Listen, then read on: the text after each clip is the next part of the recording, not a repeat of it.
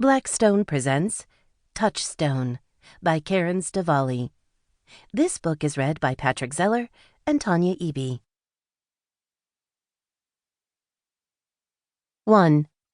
Phoebe. Please don't let him propose.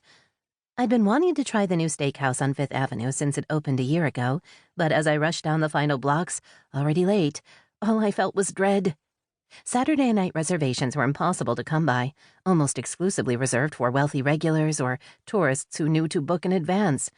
That meant Drew had pulled some strings to get us a table. And, as the New York Times had pointed out in its most recent list of top 10 romantic restaurants in the city, it was the newest hotspot for proposals.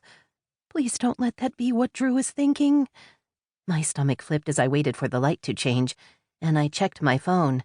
Shit. I was officially really late, and I was never late, ever. Drew was probably pissed enough to not propose? Let's hope. I bounced on my toes, no easy feet and heels, but the nervous energy had to work its way out somehow. The conversation with Drew replayed in my mind. Hey, I'm getting back into town earlier than I expected, so let's meet for dinner. I got us a table at Ember. The way he'd brought it up hadn't sounded romantic. But then, nothing Drew said ever sounded romantic. That was part of why I liked him. Neither of us needed or wanted all the mushy stuff, the hearts and flowers, the moonlight strolls. We'd both wanted the same thing from the time we met 5 years ago, to open up a hot new restaurant in Manhattan.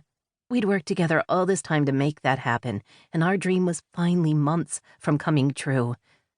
But I didn't want to marry him. I didn't want to marry anyone. I let the throng of pedestrians propel me across the street, careful not to get my heel caught in the metal grate as I hopped over it and onto the curb. There it was, the sign with the distinctive logo that Drew and I had taken inspiration from when we'd designed the one for our own restaurant. Surely this would just be a nice night out, celebrating the fact that our launch was so close to happening.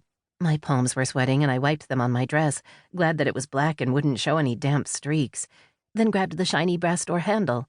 The interior looked just as it did in the magazine spreads, dark wood.